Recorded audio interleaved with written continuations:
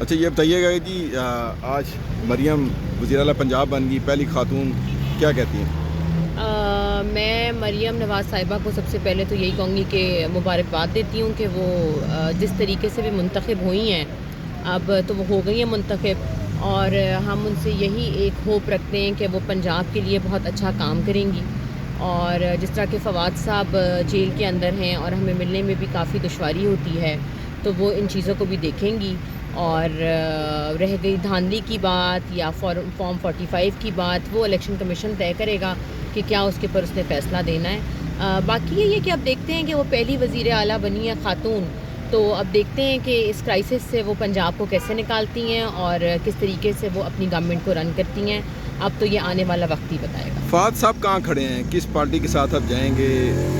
कल का जो उनका बयान मतलब पीटीआई के हक़ में था, तो क्या नज़र आ रहा है? अभी आईपीपी छोड़ेंगे, दोबारा पीटीआई में आएँगे या नहीं?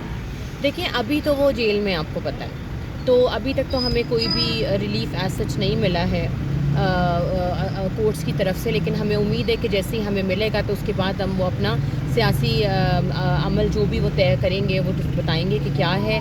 और रह गई पीटीआई की बात, ज़ाहिर-सी बात है, देखें जी, जो भी गवर्नमेंट होगी, चाहे वो पीटीआई है, चाहे वो पीपल्स पार्टी है, चाहे वो नून लीग है, जिसके पास मैंडेट है, उसको तो आप गवर्नमेंट से दूर नहीं रख सकते। इस बात से तो मैं भी मुत्तफ़िक हूँ। तो किसी ना तरीके से पीटीआई को एक्सक्लूड करना और कहना कि जी उसको हम लोग रखेंगे नहीं गवर्नमेंट में, तो उन्होंने भी देखिए सीट्स विन की हैं, तो वो भी गवर्नमेंट का कहीं न कहीं तो हिस्सा है, एक बड़े पैमाने पे रखते हैं अपना अपना रोल। थैंक यू जी। Thank you.